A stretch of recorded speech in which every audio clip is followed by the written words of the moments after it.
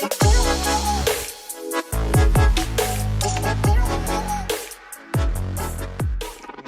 welcome to the Straz Center's Voices of the Community Town Hall Gathering. I'm Fred Johnson, Artist in Residence and Community Engagement Specialist at the Straz Center, joined by our co-host for the evening, Alice Santana, who is the Interim Director of Education and the Director of Community Engagement.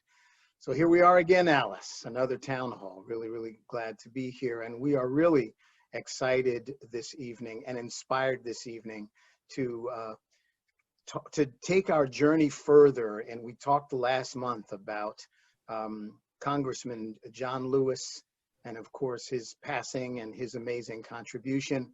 And so there's been a tremendous amount of effort over the last month or so in connection with his documentary. And we've had the opportunity to come together with 61 other performing art centers around the United States to make it possible for people to be able to view his documentary, Good Trouble. And then the New Jersey Performing Arts Center in Newark, New Jersey hosted a national panel, and we'll talk in more depth about that. And so tonight we're going to continue our journey and celebration and remembrance of Congressman John Lewis. And of course, last month we were honored to be able to honor and share the rich contribution of Dr. Bernard Lafayette, who is a native of Tampa, Florida. And certainly we had the opportunity to just really dig deep into his legacy and the importance of his legacy. We're honored this evening to have returning back from last month's panel, Mr. Kim Townsell. Kim was here with us to expound upon the Kingian nonviolence traditions and really share more about Dr. Lafayette. And we're honored to have Kim come back so that we can really dig deeper. In fact, many people wanted to know much more about the Kingian nonviolence methodology. And so Kim Townsell is back. And I did this a little bit before, Kim, but I'll do it again. Kim is the principal consultant of Townsell Consulting Group. It's a human services management company that focuses on strengthening relationships through education and training, and provides professional training and customized training and presentations to meet the needs of businesses as well as institutions, educational institutions. Kim is a nationally certified crisis intervention trainer. His 2009 Training of Defeating Violence in Our Communities initiative, which was a pro-social curricular program, has served over 7,000 of Florida's Gulf Coast school-aged children, youth families through collaborative partnerships and out-of-school time. And you know, his bio goes on and on. Kim has been selected by the Executive Cabinet of the Florida Education Association as the recipient of the Martin Luther King Jr. Award for Human and Civil Rights for his dedication and involvement in the field of human and civil rights. And Kim, of course, is a specialist in the Kingian nonviolent methodology. So Kim, welcome back. Thank you, Fred. Joining Kim this evening, we are honored to have Dr. Roselia Kennedy. She grew up here in Ybor City, was a graduate of King High School, and she recently received her PhD in curriculum and instruction with an emphasis in adult education from the University of South Florida. And the title of her dissertation was A Biographical Study of Bernard Lafayette Jr. as an adult educator, including the teaching of nonviolence, conflict reconciliation. Dr. Kennedy is also the sister of Dr. Bernard Lafayette. She is a level 3 certified Kingian nonviolence trainer and has been involved in introducing the training to others since 2008. Dr. Kennedy, we are so honored to have you here. Thank you. As well, welcome. And third, and certainly not least, is Mr. Femi John Kennedy. Mr. Femi is a native of Tampa, Florida, a graduate of Leto High School. And the one thing that I want to really say about Femi is that he is such a powerful living example of how to apply these principles of Kingian nonviolence. Femi is a level 3 certified Kingian nonviolence trainer. He accompanied Dr. Lafayette in training 16,000 Nigerian freedom fighters during the course of 16 trips to Nigeria, working with the Federation of Ethnic Harmony of Nigeria. He also traveled to South Africa with Dr. Lafayette, where he received his level 2 training. He's facilitated numerous trainings with the Jim Walters Partnership Center, and as recently as just this past August, did a 3-day intensive introduction of the foundation of the Kingian nonviolence training for the Foundation of Healthy St. Petersburg. Mr. Kennedy is also the 2016 recipient of the City of Tampa Citizen of the Year Award, awarded to him by the Tampa Police Department and the City of Tampa, the City of Tampa's mayor's office. He is also the nephew of Dr. Bernard Lafayette. So welcome Femi, welcome Dr. Kennedy, and welcome Kim to this discussion, which starts really remembering Congressman John Lewis. As I said earlier, there were 62 performing arts centers throughout the country who, like the Straz Center, are really, really committed to really embellishing and broadening a conversation of the powerful contribution of African Americans to the United States of America. Many, many people know about the amazing sacrifice that Dr. Martin Luther King Jr. made, and it was really, really important for more people, more folk who have not really known and understood the scope of John Lewis's dedication, to see his documentary, Good Trouble, and to understand how in the now, up to till he took his very last breath, he was dedicated to the work of civil rights and justice, and was stomping for voter rights and things of that nature. He was an amazing human being. He was an amazing, dedicated human being. He was knowledgeable and he was unafraid. And I know that a lot of his work was side by side with Dr. Bernard Lafayette. So I'd like to start, I think, by asking you, Alice, what was some of the impact that you felt from watching that documentary? Well, wow was the first thing that came to mind after I got to watch this piece. It was a very powerful film in a conversation that was very necessary. And I think for me, one of the phrases that kept coming to mind was not just good trouble, but necessary trouble. Yeah. He repeated it several times throughout the film, and how every single act that he was a part of, or every single thing that he was trying to push forward for us as Americans to have these rights, he always fought, but was peaceful in how he approached it. And I'm really excited also to be able to talk to Kim Townsend and Dr. Rosalia and Femi about this, because in the film, they also show some pieces of what was the nonviolent Kingian training that they went through back at that time. So I would love to hear your guys' take on that and how that might have transformed over the years. Is that still some of the training that takes place now? Okay. Sure, I'd like to start with that. Yeah.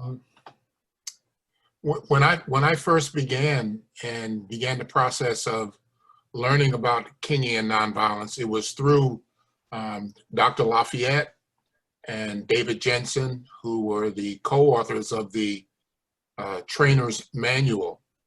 And I looked at it as though it was going to be another training. I've taken hundreds of trainings over the years, but this from the onset was a very different piece, in that the morality of King I expected. Mhm. But what I didn't expect was a strategic and organizational methodology that very quickly from the onset, a man by the name of Charles Alphen continually articulates with my other first training person, which was John Jones from Miami. They both said very clearly that as you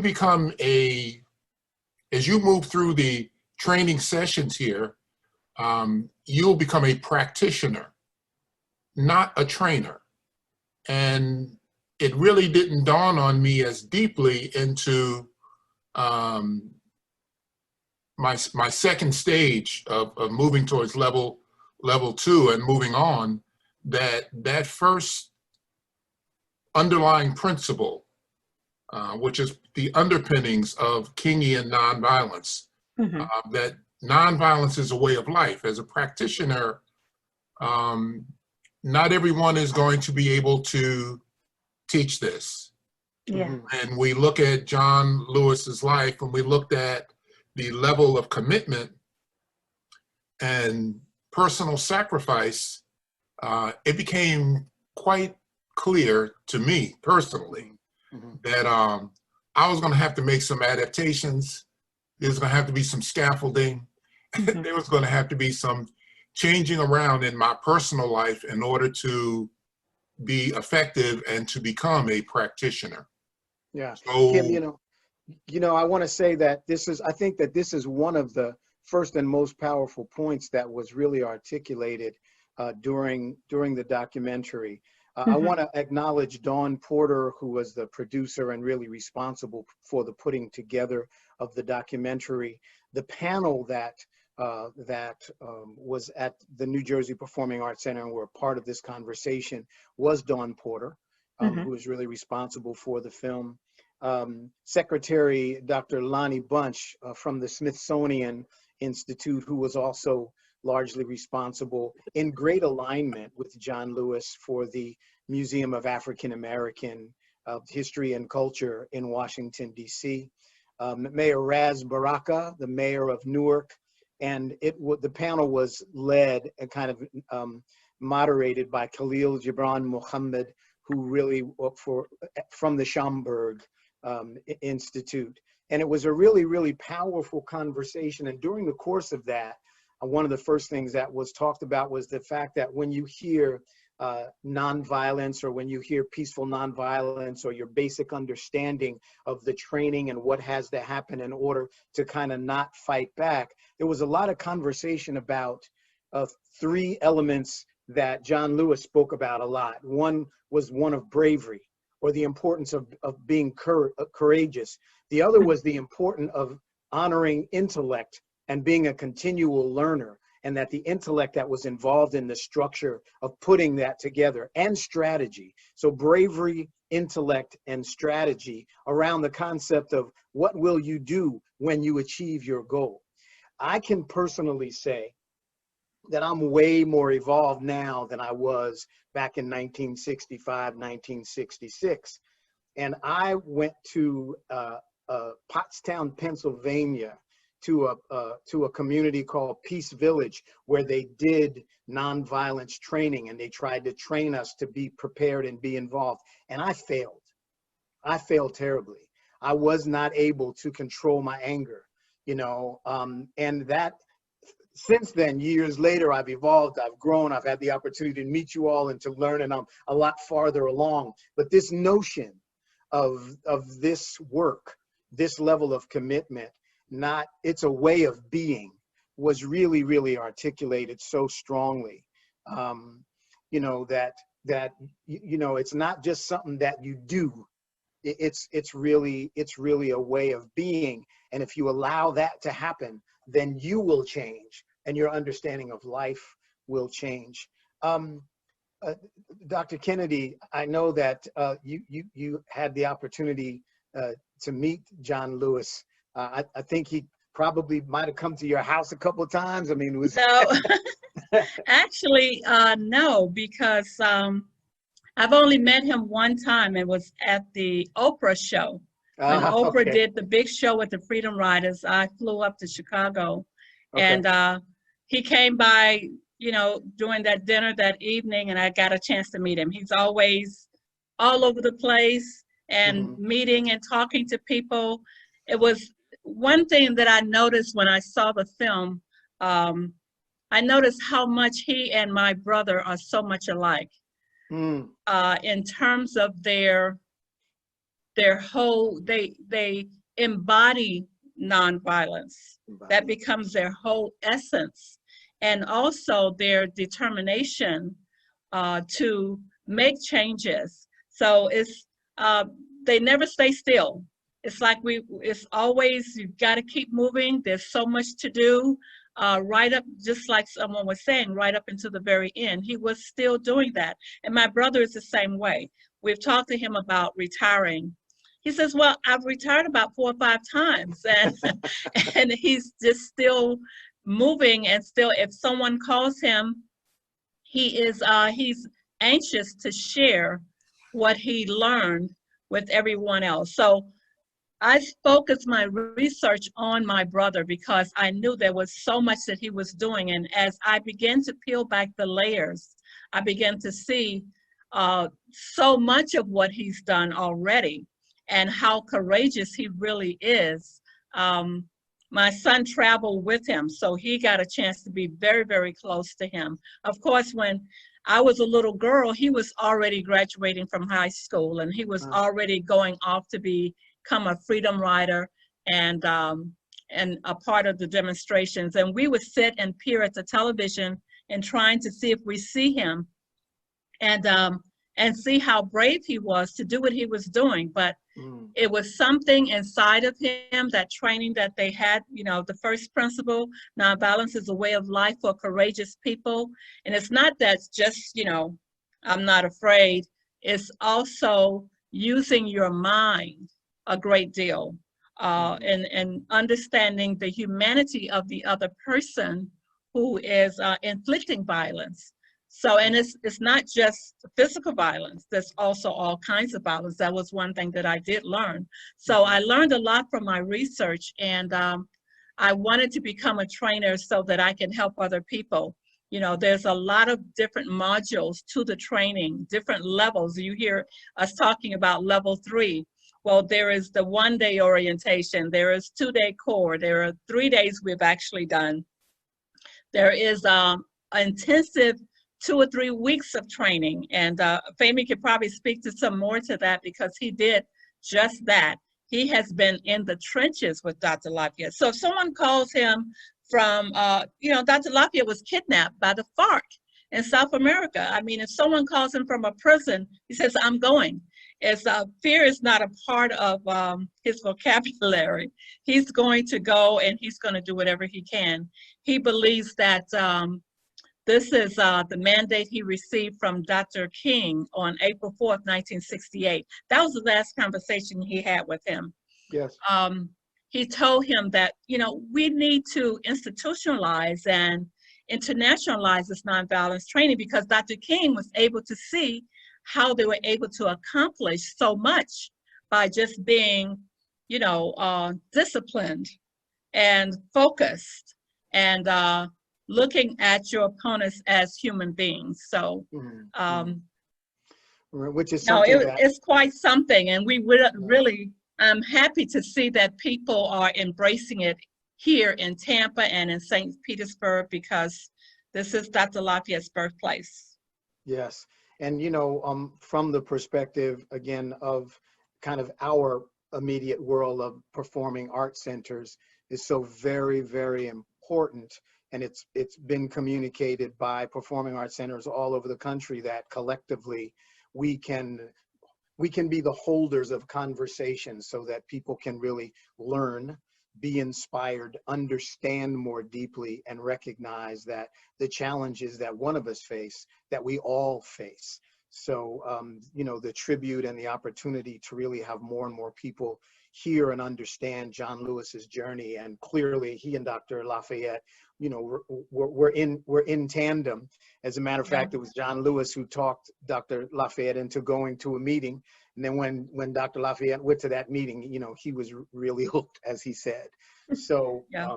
one of our great ways to continue to do that is to acknowledge Congressman Lewis and continue to support and more broadly inform people of how do we apply and how do we understand now the importance of this Kingian nonviolence training. So Kim, will you lead us into an overview of this, and so we can come into phase 2 of a broader understanding. Okay, well, I want to share that because Femi does a good job with that, and so too does Brazilian. I'd like to go ahead and give Femi the opportunity to talk about those stages because he has experienced all of those stages quite successfully and is quite adept at articulating it to the mind and to the spirit of young people. So Brother Femi, go ahead and do what you do. Beautiful. Greetings, greetings, greetings. I definitely went through the stages. Quite a journey that it is, that I'm still on. It's a pilgrimage of nonviolence indeed. When I was first introduced to the thought process, understanding, philosophy, the way of life of nonviolence, it wasn't something that I thought was necessarily for me at all.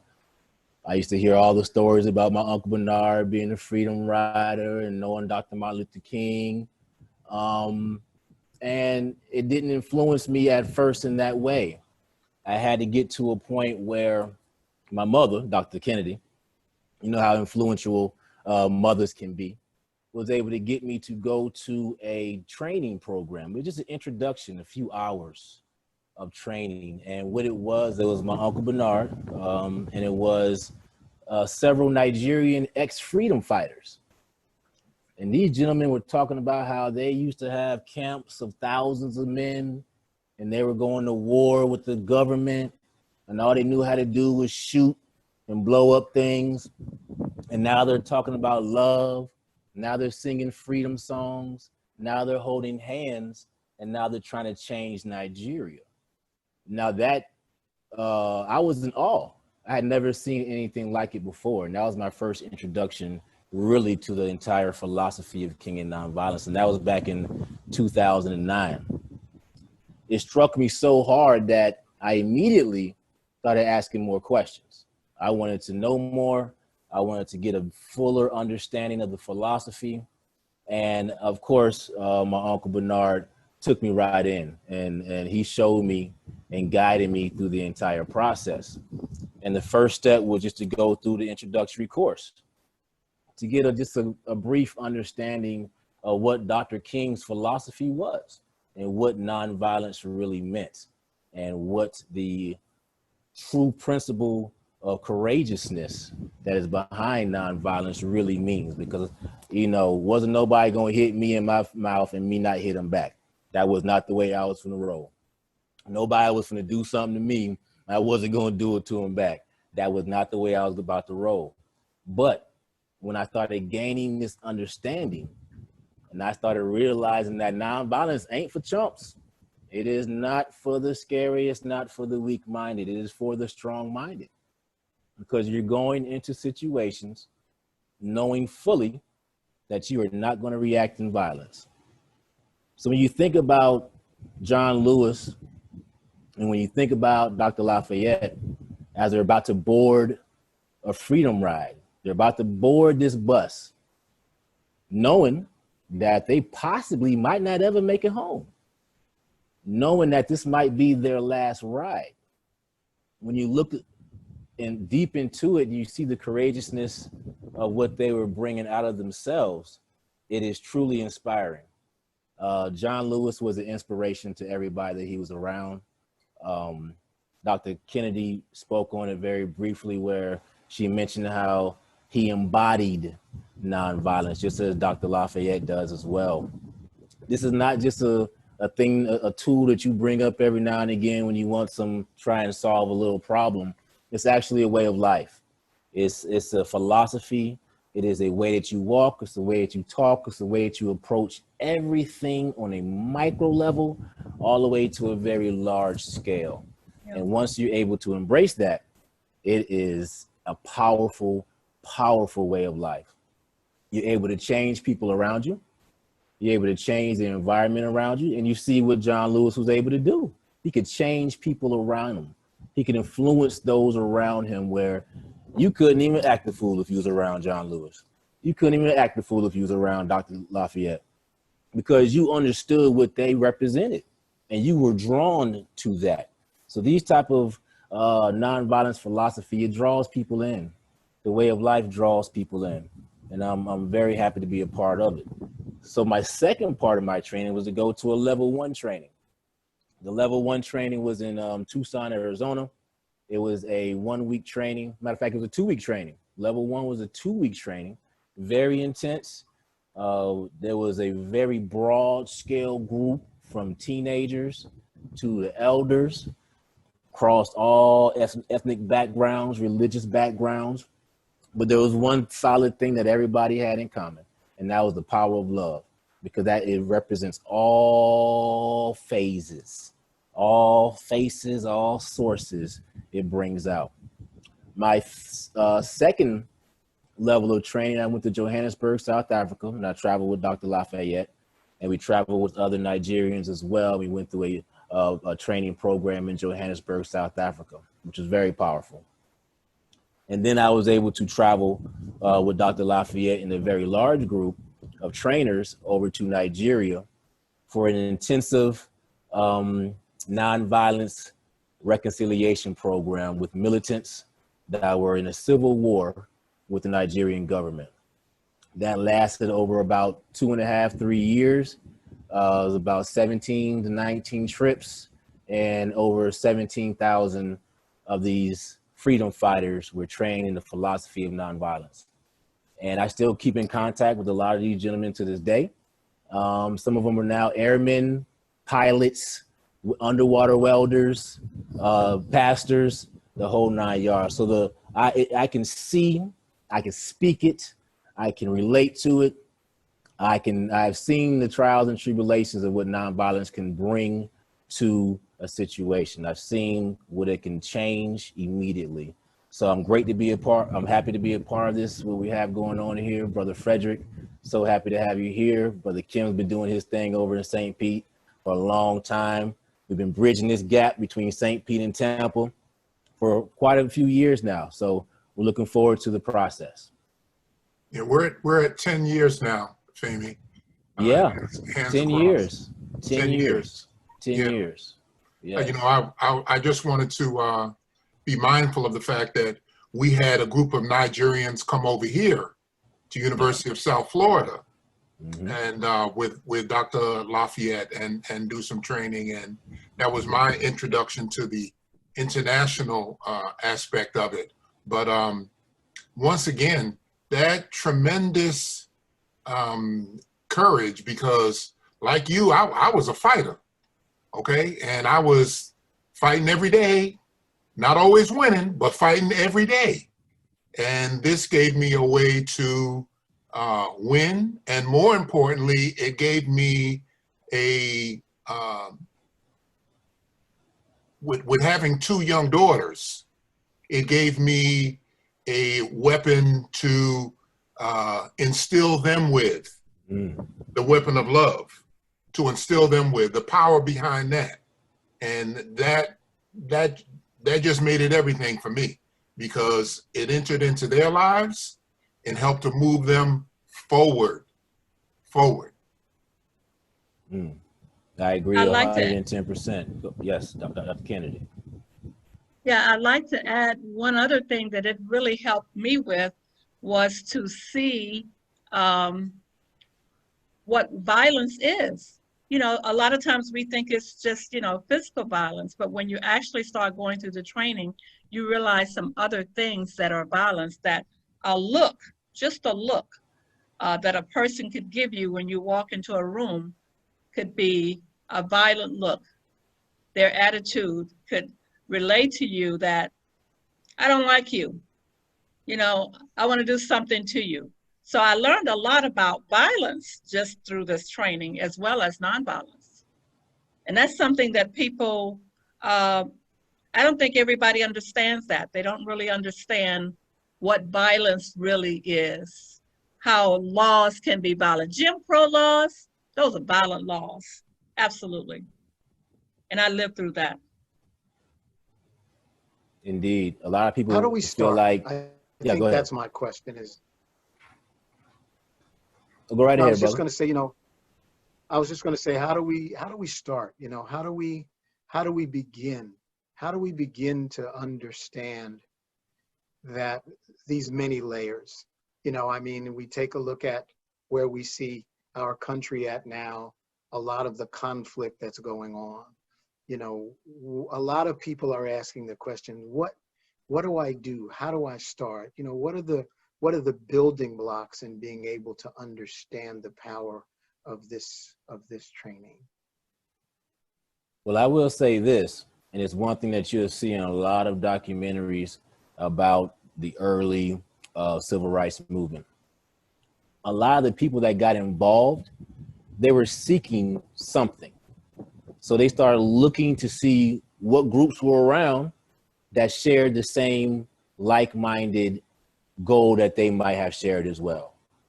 So they would look and find, oh, there's a nonviolence training program going on. Let me go see what's going on. So one thing I would say to folks at this time period, start looking for like-minded individuals that have the same goals and values as yourself.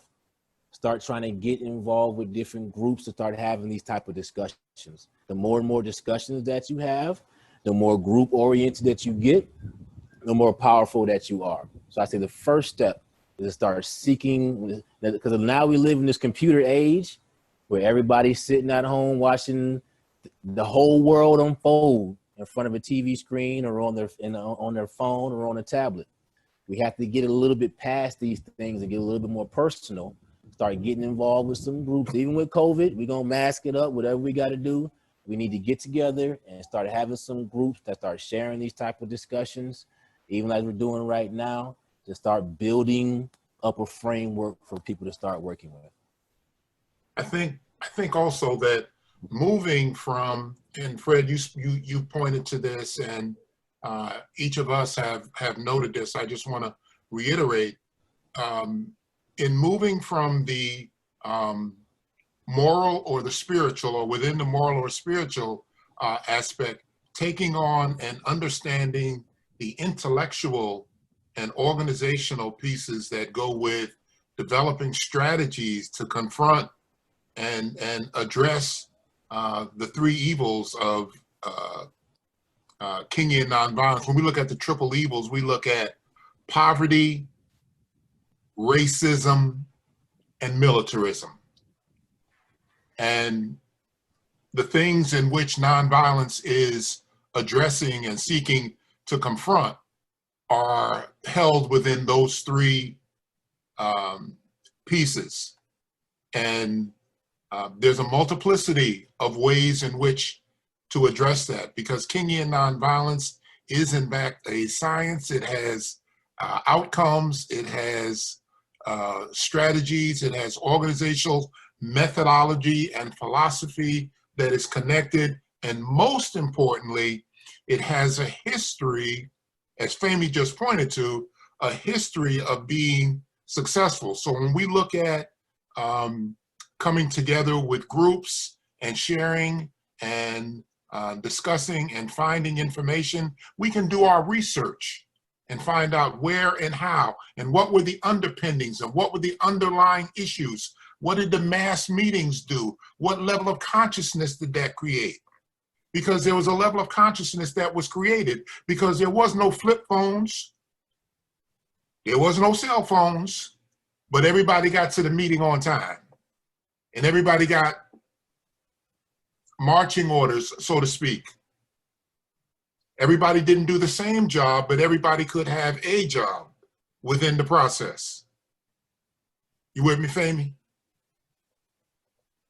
Yes. Can I also say that from what I've seen within the documentary and what you are all speaking of, it also comes off as a sense of building community, the community that you want to see, not just the community that we have. And so being able to work together and follow in those principles I think it really will help, as Femi was saying, with this generation to start banding together. Yes. Dr. King, along with C.T. Vivian, along with John Lewis, along with Diane Nash, along with Bernard Lafayette, whoever you want to name, they will continually tell you that we must continue to empower our youth, our young people, very specifically, starting with our middle schoolers and younger, because anybody who goes into a middle school room, lunchroom in the middle of the day can see that there's a lot of stuff going on. And that was before COVID. There's a lot of stuff going on. But it has always been the youth who have been most courageous. When we're talking about John Lewis and Bernard Lafayette getting on a bus, 17 years old, 20 years old, a Greyhound bus, and testing what was going to happen with public. I did not know that that was, when I first took my level 1s and level 2s and moved on to level 3, it wasn't until a couple of years ago that I realized, Dr. Kennedy, that that was John Lewis and Bernard Lafayette who got on a bus unsanctioned by anything else that was going on, that ran and did some testing for themselves. Right. The courageousness behind that at 17 years old, 20 years old. I mean, I couldn't imagine that. There was nobody to watch what happened. There was nobody to report what happened. They rode and they were beaten. They stepped up. They stepped out. They were consistent. They were living what they were talking about and doing and learning all the time. And they did that because of their desire for change. Yes. In other words, we could no longer continue to live because we really were not living. You may hear this in the training, us talking about negative peace. Yes. Under Jim Crow, that's what you had. Nobody wanted to rock the boat. When he went into Selma, people were very, very afraid to do anything. Nobody is going to rock the boat. Nobody on either side. This is the way things are. But it was not a justice situation. It was a negative peace. There was peace. Yeah, everybody was fine and happy. Everybody knew their place, but it was not justice. So that had to change. So you are in King and Nonviolence, you begin to understand and see injustice. You begin to recognize it and say, oh, wait a minute, this isn't right. Something's really wrong with this. And then you begin to research, investigate, ask questions, try to see what is really going on. And that's why it becomes transforming and an intellectual process. When you study Dr. King's pilgrimage to nonviolence, he did a great deal of study. He read all kinds of philosophers, yes. And he began to synthesize and get this information into him and start looking at things and saying, okay, what makes sense for us? And it's important to do that. So it's transforming. Yes, it is. In a lot of ways for people. Once you embody it, you become, a nonviolent person, and you begin to see it more clearly. And then when you see it, you want to involve yourself in it. Yeah. Like a fool sometimes. You see situations going on, you're like, no, I got to get off in this thing. You get on over there, you try and bring some type of reconciliation to the issue. One of the principles of Kingian Nonviolence is the beloved community is the framework of the future. Like, that's our goal, is to have a beloved community. And that starts on a very small level within your own home, with yourself. And then that reaches right on out. Oh, yeah. You got to start with self first. Yeah. You got to look in the mirror, start with self. Then you start with those that are right around you, looking right in your own home. The woman that I'm with right now was with me before I went through King and Nonviolence. So she knows I'm a different person now. And the way that we interact with each other is different. The way that we raise our child is based off of the philosophy of nonviolence. So it's not just something that you just play with every now and again when you're bored. This is something that you embody fully. And our sole goal at all times in King and Nonviolence is to raise the vibration, is to allow a person to reach their highest level, their highest potential. That's always our goal, to allow somebody to reach the highest potential, to create an environment where all people can reach their highest potential and they're not faced with those three evils. That's always a goal in King and Nonviolence. So when you walk into a situation, you walk into a room, you walk into a community, you start looking at ways that you can try and help. You start looking at ways that you can try and raise the vibration. It's the same across the board as what we're saying. Kingian Nonviolence seeks to find the good. It finds the good, and it seeks to win those over to your side of thinking, not to combat them, not to combat them in the usual ways in which we have learned to do it early in life. But this transformative learning, once you have a grasp of it, it not only will have a grasp of you, but there are others out there in the universe who are teaching this and sharing this vibration that Femi speaks to. And it becomes always a challenge, but it becomes a positive challenge to link with them and to interact with them and to build with them. Dr. Lafayette is a co-founder of the Alternatives to Violence program that is actually being run in prisons across this country, as well as in prisons internationally. He did that back in 1975, I believe, and they are still using that. And I remember thinking that, you know, you look it up, and you look on the website, you see all the good things that they're doing. And I remember hearing O.J. Simpson, when he was before the parole board, saying, I've been through the ABP program, and, you know, I'm ready to go.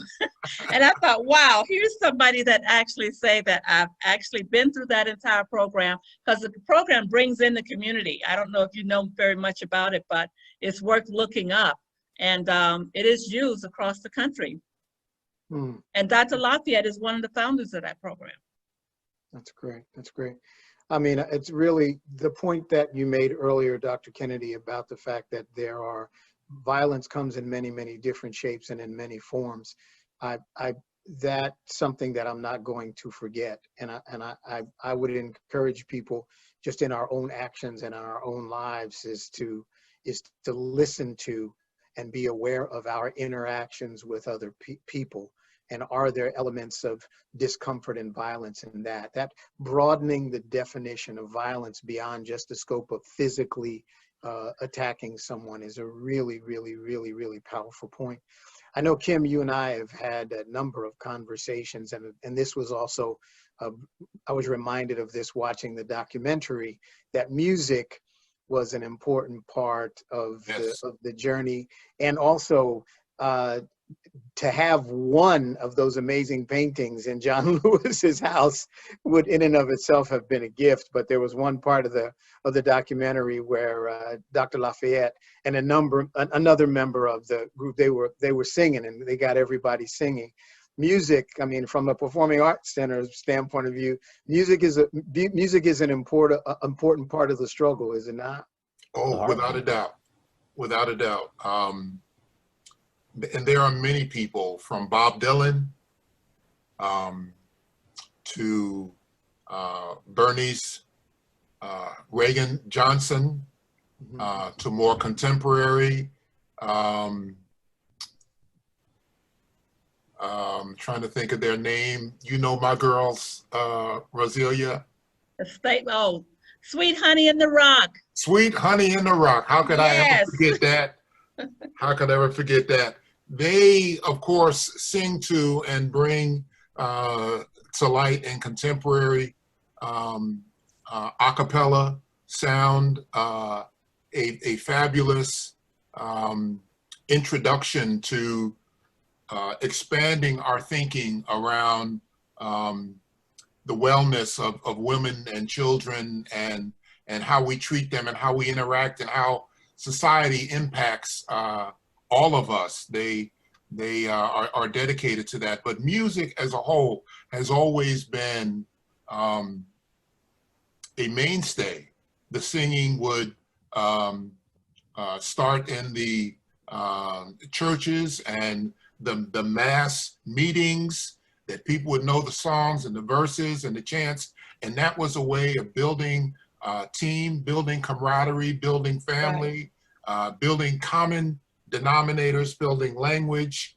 And Fred, I've been speaking to you in other conversations about new anthems. And so much as we have these anthems, yes, we do. And we also have the potential for new anthems.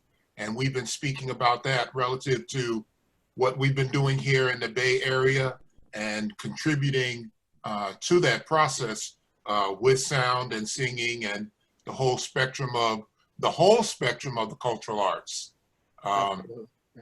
Yeah. I want to take this time to put a shout out and put a request out and maybe a little subtle loving challenge out to the other 61 performing arts centers that are a part of this journey, and to artists, singers, performers throughout our nation to work together to create a new soundtrack of freedom, and new images of freedom, visual images of freedom, Powerful. Sculptured images of freedom. I think it's so important. You know, one of the greatest capacities that we have been given in this life's journey is the capacity to create. And we can choose to create things of beauty, or we can choose to create things that divide us or cause us to separate. So I put a call out to all the voices of America. Let's create a new soundtrack of freedom. I think, and images of freedom and conversations about freedom. I think that's so very, very important. Femi, I'm just really inspired by what you've shared, and so I guess my question, because I've had a few people in the last couple of weeks say, all right, what do I do now? What's the next step? What can we do? And how can we move towards an introduction and an engagement of this powerful training that clearly has been changing lives for a long time? I think a number of folk are still concerned that this methodology is not for today. So what do you say to folk? What have you all experienced in the last, since the death of George Floyd? What have you all experienced and seen that guided your minds and your hearts to say that the pathway of Kingian nonviolence can speak directly to this? Well, I tell you, what I've seen is an emotional uproar from society in general. You have a lot of people that are definitely upset about the visuals that is presented to them. They're upset about the situations that they've been dealing with for a long time. They're upset about the injustices that are being rolled out in front of everybody's eyes. Even though we've all known certain things have been there, I think now because of technology, it brings a lot of things to the forefront. And what that does, it creates a lot of emotion.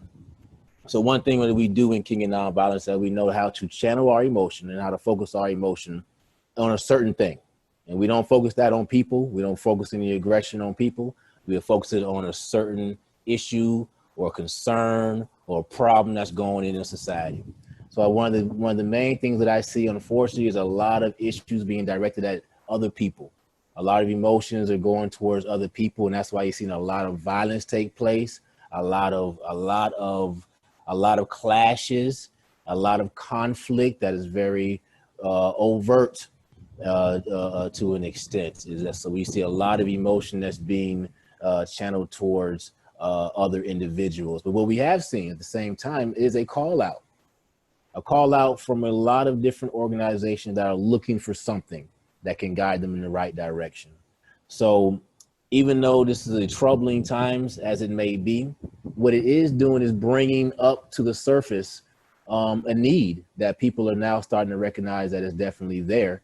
And that is a need for some change, a need for some unity, a need for some bonding, a need for some healing, and a need for people to get together and to start really working on changing some things. So one thing that I know I've seen personally is a call out for justice and a call out for change, and a lot of people asking for what is available out there that can lead us. You know, what's the next step in the movement? How can we keep this movement going?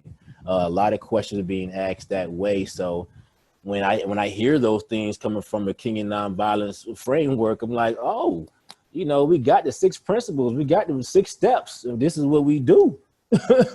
So what I would love to see is groups of people that would like to come together and move forward in the philosophy of nonviolence, whatever shape, form that we can present it. I mean, that's pretty much the way it goes. We would like to institutionalize and internationalize the philosophy of nonviolence. Let's get it into the schools when the kids are sponges, when they can suck this up. You know, let's make a whole school of nonviolence. So these are the type of things that I think are in our near future, because people are starting to see a need for some type of change and a way to channel the energy that is now being presented. That's great. Thank you. Dr. Kennedy, your thoughts on that? Well, I agree with what Femi is saying. Right now, things are so raw. It's you almost want to pull them all inside. Say, let's get off the streets. Okay, let's get off the street. Let's sit down, take a breather. You know, let's do some breathing exercises. Let's, you know, relax and start gathering information, because those, when he talks about the steps, he's talking about the 6 steps of nonviolence. So we've got to, you know, when we look at the steps, we look at step number, I think 4 or 5 is direct action. And it's like they've skipped over all the other steps and went straight to direct action. And we want to pull it back and say, okay, let's just pull this back. Let's really look at the situation. Do we really want to defund the police? Let's talk about this. Let's talk about what's really going on and what needs to change. And he's absolutely correct. Nonviolence does not teach you to direct your anger or toward people. It is toward conditions. So what is the conditions that people are experiencing, and how can you change those conditions? I was looking at a documentary, and I think it was Newark, and they were talking about changing some of the policies of how they approach people, how they analyze the situation before they go right into pulling guns. And I think that's important on both sides, on you know, the sides of people that are protesting, before they decide to throw a rock or a bottle, to really look at, you know, the people that are standing there that are trying to protect and serve. So, you know, I wish there was a way to get people to understand that let's pull it back. You know, I understand the hurt and the anger. I feel that too, but in trying to do something, this is what I'm trying to do: get people to understand that you can use Kingian nonviolence to help this situation. Dr. King used it for the 13 years that he was able to do it, and he was supposed to be just a spokesman. And he, for 13 years of his campaigning from city to city, he was able to do that and accomplish and change laws. So it's not an impossible thing, and it still can be utilized today. You know, back in the 60s, the struggle now, and I think we're moving towards, at least I'm seeing some levels of consciousness, or folk who are asking questions, who have for a long time ignored or felt that this was not a challenge that they personally faced. The success and the moving forward of the challenges of creating a just society and creating freedom for all is a responsibility of all Americans. And many both Black and white Americans were involved in the struggle. And I think that we find ourselves in a situation now where there's a need and an opportunity to learn, and those people who have not been the victims of discrimination can more broadly understand the journey. What would you all say in terms of how Kingian nonviolence can bring a deeper and greater level of understanding between those people who face the challenge of discrimination and those people who do not? How do we bring Black and white America to understand that if one person suffers, everybody suffers? Is there fundamentally an element in the Kingian nonviolence journey that helps to amplify that humanity? I would be inclined to say yes. Yes. Yes. And yes, from the standpoint, and I'm just going to take it from this standpoint because this is from where King came from. People often forget that as much as he was a spokesman and people recognize him in that, he was a Baptist minister in the church. And through the church and the relationship with the church wasn't always on the side of King. They always did not condone or support the things in which he was saying, the way in which he was stepping out. The church is not immune to, like every other organization, every other group within the United States, every other collection or association of people. No one is immune to what is going on in this country. No one is immune to the emotionality. No one is immune to the protesting, to the rioting. No one has been immune to that. So what that says is everybody has a part in bringing resolution and reconciliation to the table. It means that people need to come to the table in a just and positive way, or that's not going to happen. So all of our institutions, our universities, our middle schools, our day schools, for all of them have a opportunity to participate. Kingian nonviolence is able to serve at all of those levels and make cognitive application and sense to the underpinnings of the philosophy and its application across the board. Dr. King was a brilliant philosopher as well. And the philosophy is far-reaching, much further reaching than we might look at and say this is all of it. It goes deeper and deeper. There's 26 or 28 modules? 26. 26. Yeah, 26 modules to the Kingian conflict resolution and reconciliation. So it covers a wide spectrum, so it is inclusive. There's one thing that's very important that I do want to say. As practitioners of Kingian nonviolence, there may be a place where violence or injustice is taking place. As practitioners, we recognize that the emotionality is always very high at the inception, but we do not go into those situations. We wait for those individuals who are most impacted by that to invite us in. Right. So we don't go down there like Tonto and the Lone Ranger, and we've got all this stuff. We don't, that's not what we do. That's not what history has shown us has worked.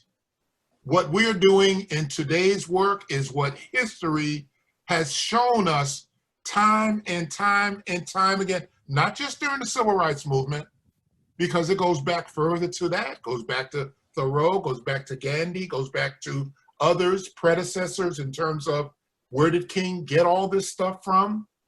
It goes back to extrapolating those pieces of history, putting all those things together, and now you have something to work with that is feasible and applicable to today's issues. Yeah, how true, how true. So essentially, whether you're talking about South Africa, or whether you're talking about India, or whether you're talking about Tampa Bay, the principles and ideals are the same. I'd love to kind of end this evening with just when you think about Congressman Lewis, and when you think about Dr. Lafayette, and you think about your journey with Kingian nonviolence, and this journey together, I'd like to give each of you the opportunity to just share one poignant moment, one moment that you remember that comes to mind on your journey that really inspires you. I'll go first. I'm gonna try and make this as brief as possible. There was a moment in Nigeria after our first training program with the militants, the freedom fighters. The first day, there was a riot while we were on site. This is deep out in the Nigerian bush. There's no pick up the phone, calling the police. There's none of that. And without going into a lot of details, we were able to get out of the situation. We were escorted out of this area by some other freedom fighters that were there as well. So all of the nonviolence practitioners at this time, there was probably about 20 of us. We had to have a moment that night to decide whether we were going to come back the next morning. And people had to really reflect and really think about that. And it was up to us as an individual. Dr. Lafayette stood in front of us all and said, I understand if you don't want to come back because of the nature of the situation. But that next morning, every single last person was back downstairs waiting to get on this bus. And we all got on this bus and we quietly rolled down to this place. It was about an hour drive every day, deeper into the bush. And when we got off the bus, those militants looked at us and they said, y'all must be real brave to come back. That was a moment that I'd never forget, because it was a true example of nonviolence in action. Because these guys saw us come back and was like, these are either some fools or they are real brave. And from that point on, they took whatever we presented to them with respect and understanding, because they saw our bravery and our courage that we brought forth. And that was a moment that I'd never forget. That was early on in my nonviolence pilgrimage. And that set the foundation. From then on, what could I possibly be afraid of? I'm good to go. Let's go. Let's be as courageous as possible. And it turned out to be an amazing, amazing journey. So that's one thing I would share with everybody. I saw that in action, and that was deep and powerful. And I never forget that moment. Wow. Thanks, Femi, for that. That was deep, Femi. I had something not like exactly like that, but a similar emotion to that. On the day that Dr. Lafayette was kidnapped, I had house guests, and I was making my famous banana pudding from scratch. So I was in the kitchen cooking, and my sister-in-law called me and said, oh my gosh, Bernard has been kidnapped by the FARC. You know, and these people were known at that time to kill people. That's what they did. That was, you know, they would kidnap you. If their demands weren't met, they killed the people. So I was, of course, I was very disturbed. And I burned my banana pudding at least 3 or 4 times. And I said, okay, I'm going to have to get a double boiler. But anyway, later on that evening, Charles Alphen told us that he had been released because it came on the, you know, you could see it on the television. A civil rights worker had been kidnapped. They released him, and Dr. Lafayette always tells that story of how they put him on a donkey and pushed him down the mountain, and that's how he got back to the group. I was talking to him, and I was upset. You know, you look at your sibling, and you said, you know, we were all so upset. You know, we were just, why do you keep putting yourself in that situation? You know, something could have happened to you, and I said, they could have taken your life. He said, they could not have taken my life. I've already given my life to the cause of nonviolence. So they can't take it. I've already given it. And I stopped worrying at that point. Wow. Wow. Yeah. Yeah. Woo, that's what I'm talking about. Yeah. You gonna top that, Kim? I've already given. Yeah. He's already given it. Wow. My one of my most memorable experiences is a little different in nature. It goes back to conceptually that transformational property of Kingian nonviolence. The internal transformation that one must make for themselves, with the help of others, but for themselves. You got to do the work. Mine is very simple. It was involving a family crisis. My older brother had passed away most recently, and I was here in Tampa by myself.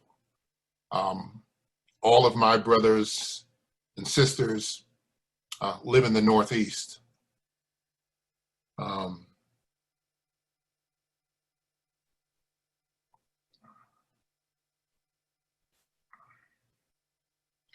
The emotions were very high, and I was feeling very isolated. But what I did do was to pick up the phone and call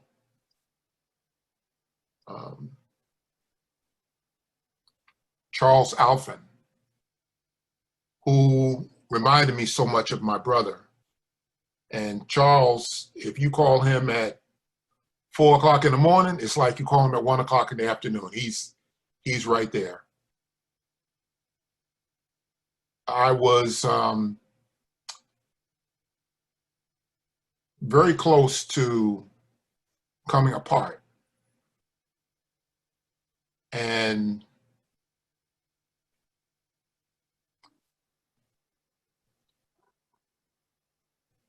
the calmness, steadfastness, and courage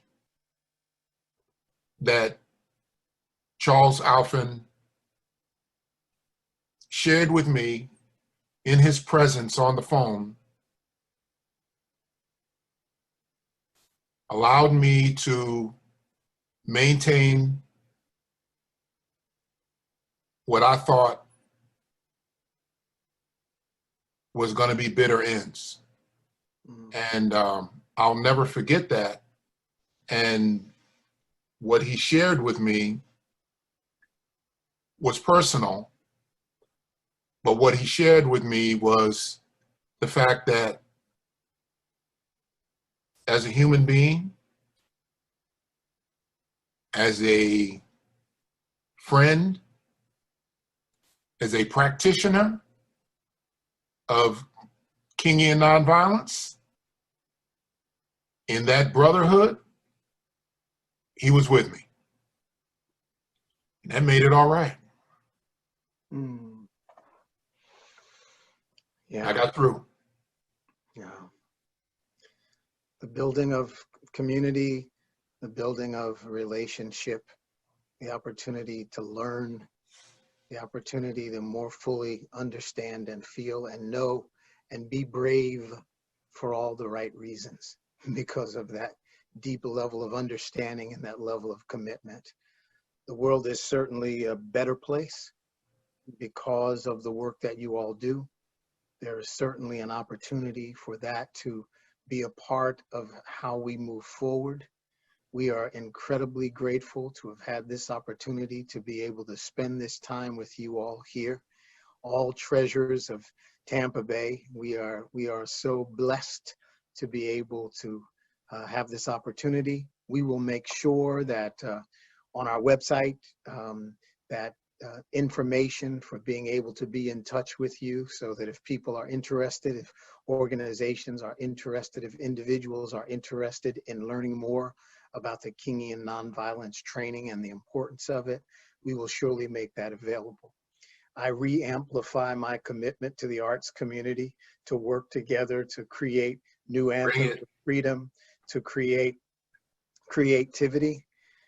We so appreciate and honor Dr. Bernard Lafayette, the great Congressman John Lewis, and thank you from the bottom of our hearts, Mr. Kim Townsend, Dr. Roselia Kennedy, Mr. Femi Kennedy, and Alice Santana for always keeping us on task and really making this journey a really, really important one.